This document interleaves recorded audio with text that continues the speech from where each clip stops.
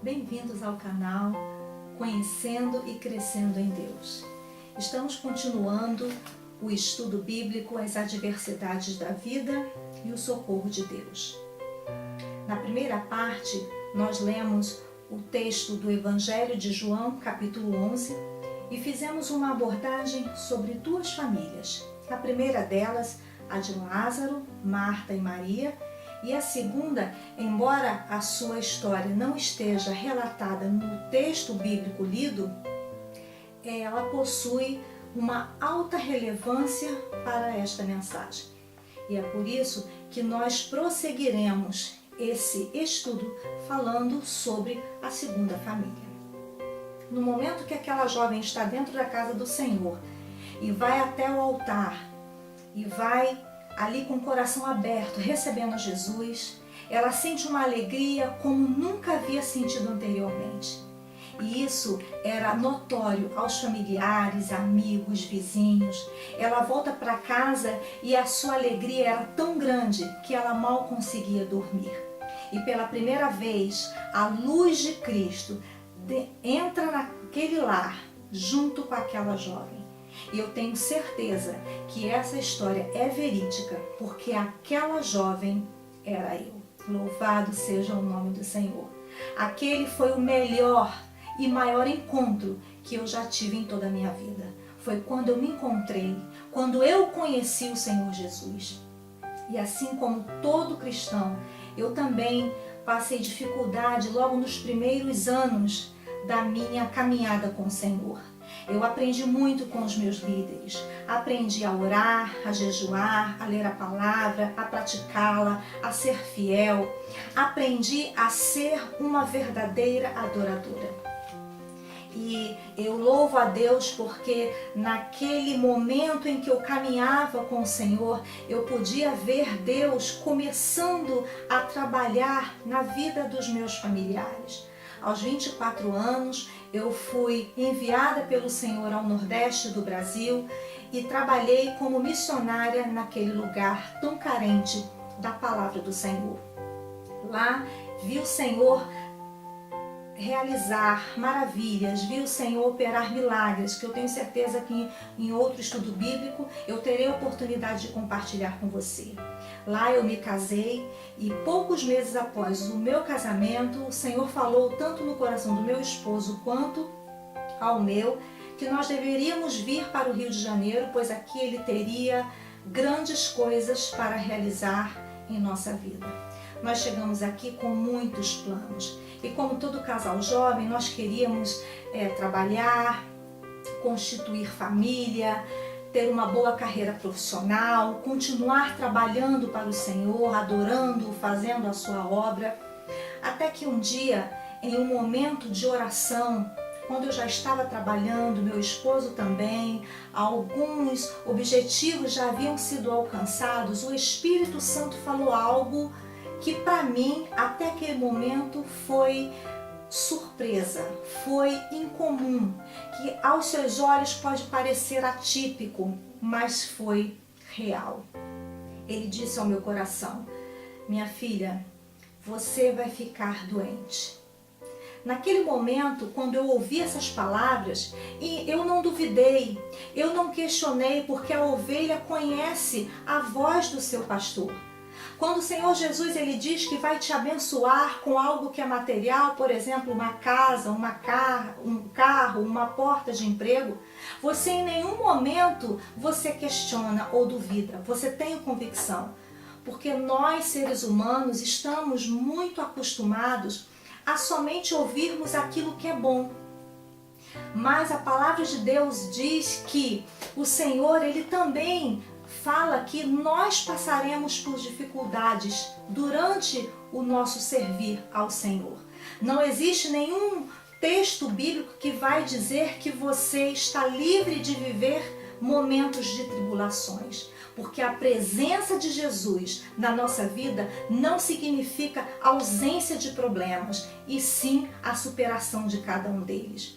E no momento que eu tinha certeza que aquela voz que eu ouvia não era da minha carne, não era do diabo, por isso eu não a repreendi, o Senhor pedia que eu lesse o versículo 4 do capítulo 11 do Evangelho de João, que é a mesma palavra que Jesus diz aos mensageiros enviados por Marta e Maria, quando ele sabe, quando ele ouve que Lázaro, seu amigo, estava doente. E o Senhor falava assim comigo: esta enfermidade não é para a morte, e sim para a glória de Deus, a fim de que o Filho de Deus seja por ela glorificado. E no meu íntimo, aquela voz que eu sem dúvida alguma sabia que era do Senhor, falava que eu não iria morrer, mas que através do que eu iria vivenciar, o nome do Senhor seria exaltado, seria glorificado. Quando eu compartilhei essa experiência com alguns familiares, eles até mesmo duvidaram.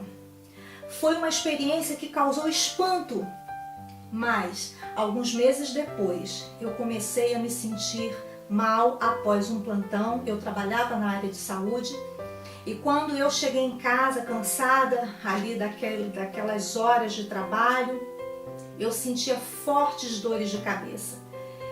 E aquelas dores, elas eram tão intensas que elas começaram a se espalhar por todo o meu corpo, mas se intensificando ainda mais na minha cabeça. E o meu lado esquerdo, o meu braço, a minha perna começaram a ficar paralisados. Eu não conseguia movimentá-los. Eu fui levada para a emergência, fui bem atendida, fui medicada. E naquela hora, ali perto dos meus familiares, ao lado do meu esposo, o médico disse que eu estava tendo uma crise nervosa. Fui encaminhada ao neurologista, fiz vários exames e sempre o resultado era inconclusivo. Fui parar até mesmo em uma neuropsiquiatra que afirmava a mesma coisa que os médicos anteriores diziam ou disseram. Você está passando por uma crise nervosa, é um momento de estresse, você trabalha muito. E eu sabia, irmãos, no meu coração, que não era aquilo que os médicos estavam dizendo, que aquilo não era verdadeiro, que eu precisava de um diagnóstico conclusivo, de algo certo. Então eu comecei a orar, porque eu via que havia uma intervenção maligna para que o diagnóstico fosse retardado e o meu tratamento também ficasse bem prolongado ou que eu ficasse até mesmo com sequelas muito mais graves. E aí, mediante ao nosso clamor, a nossa oração, pois eu e meu esposo orávamos muito, e um dia o meu esposo orando, ele ouviu uma voz. E essa voz não era a voz do Espírito Santo. No momento que ele clamava, que ele falava com Deus a respeito do meu estado de saúde, aquela voz muito nítida soprou no seu ouvido dizendo: eu vou matar a sua esposa. E essa voz também era uma voz que era fácil de ser discernida, pois era a voz do inimigo. Naquele momento, meu esposo se levantou, se colocou de pé, começou a pedir ao Senhor Jesus que repreendesse todo o mal, que repreendesse toda a influência maligna, pois o inimigo ele é oportunista e ele tenta piorar toda a situação adversa que o cristão ele está vivenciando. Deus já havia falado que eu iria passar, então ele estava agora tentando piorar as coisas. Mas nosso Deus é poderoso, é soberano. E quando eu fui levada a um especialista, a um neurologista, que eu tenho certeza que foi direcionado por Deus, eu fiz os exames certos e ele diagnosticou um angioma cerebral, uma má formação no meu cérebro. E ele disse para mim que eu poderia conviver com aquilo para o resto da minha vida, que aquele angioma havia causado uma certa isquemia. Me encaminhou para fisioterapia e eu comecei a me sentir melhor, a tomar alguns remédios.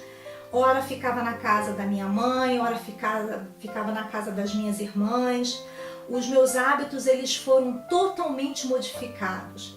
Eu ainda naquele estado de recuperação, eu precisava de ajuda para tomar banho, para comer, para andar. não tinha força do meu lado esquerdo, não tinha ainda os meus movimentos totalmente recuperados. E quando eu achei que aquele momento tão difícil estava terminando, eu senti que a minha perna esquerda ela estava inchando muito, ficando muito quente e também adquirindo uma coloração avermelhada. Aquilo me preocupou. Eu e meu esposo fomos para a emergência e lá eu fui diagnosticada com uma trombose. E era uma trombose tão severa que obstruiu toda a minha veia femoral.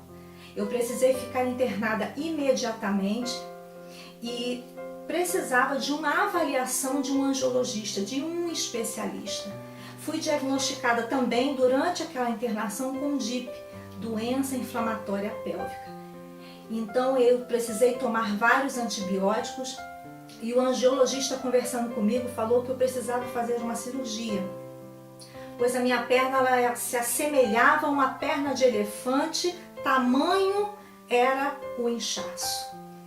E ele disse para mim que a cirurgia seria essencial para o tratamento, para a recuperação da minha perna.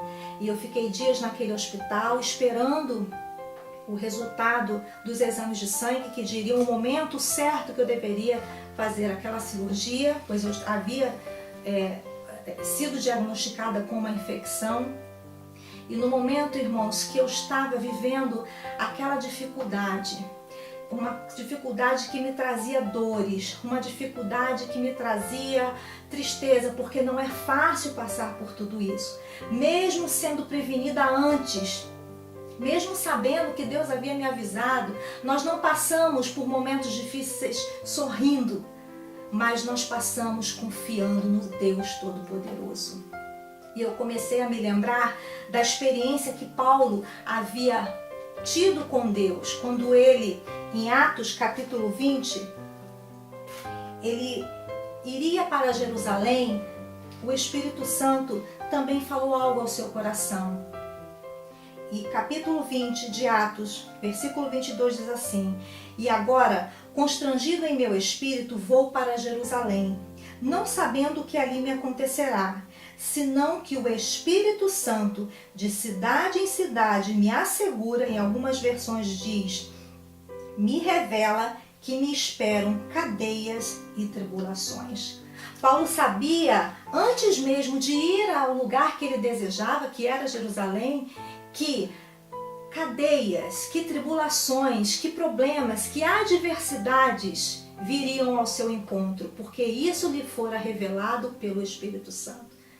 Então, tudo que eu estava vivenciando naquela hora, o Senhor havia me dito antes, mas eu confiava em Deus.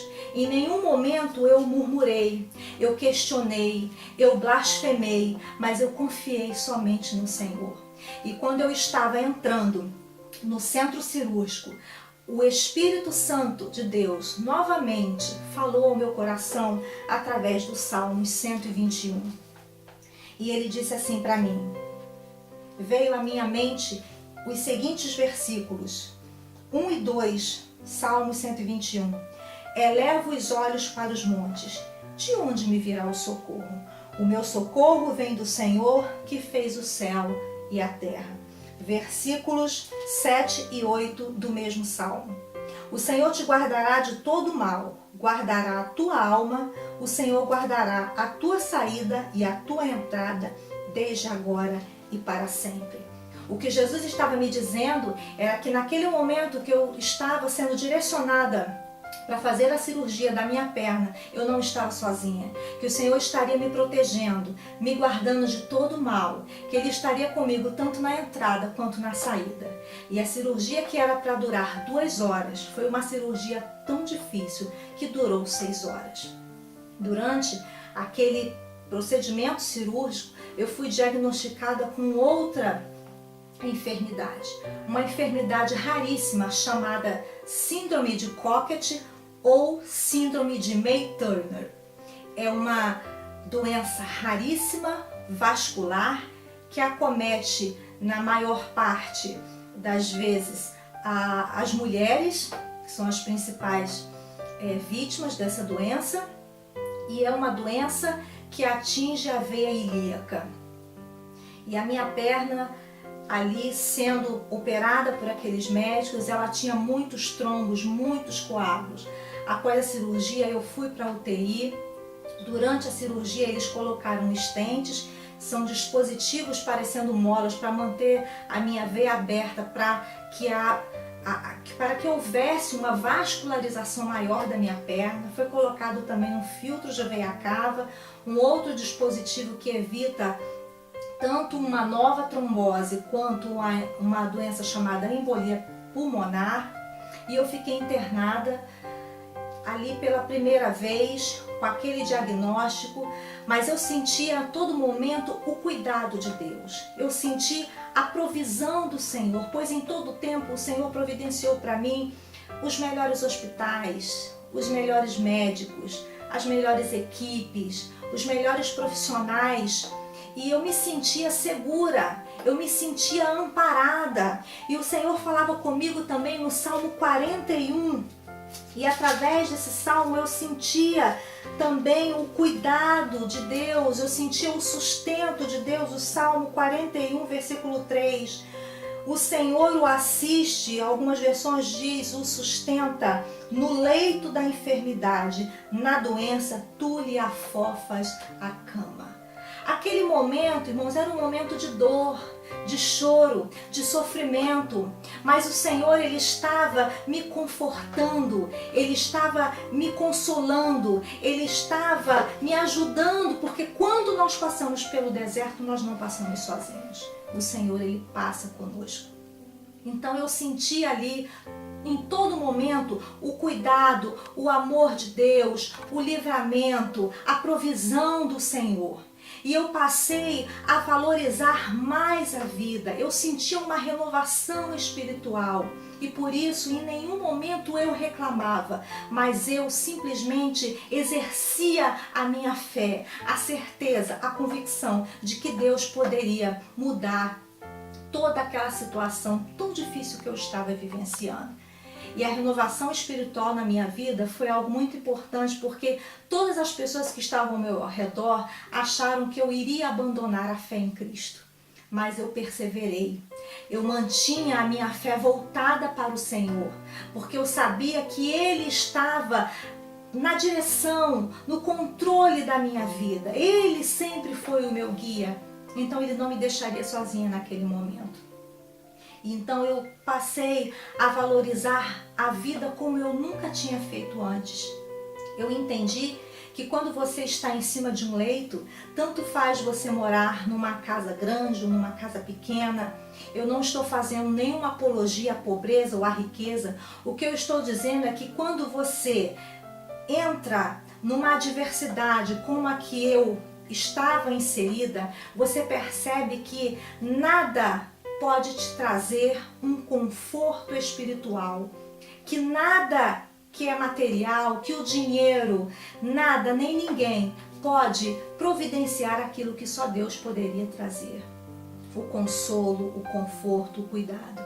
O dinheiro ele pode até providenciar hospitais, equipes médicas, mas ele não pode trazer a você a paz que você sente na hora da adversidade, na hora da dificuldade, na hora do problema. E era isso que eu sentia. Então eu sentia que eu estava mais forte, porque a palavra de Deus diz que o seu poder se aperfeiçoa na fraqueza. Eu estava muito abatida fisicamente, mas espiritualmente eu estava mais fortalecida, pois eu sentia Deus comigo o tempo inteiro. Então eu não sei o que você tem vivido, mas saiba que Deus, Ele está contigo.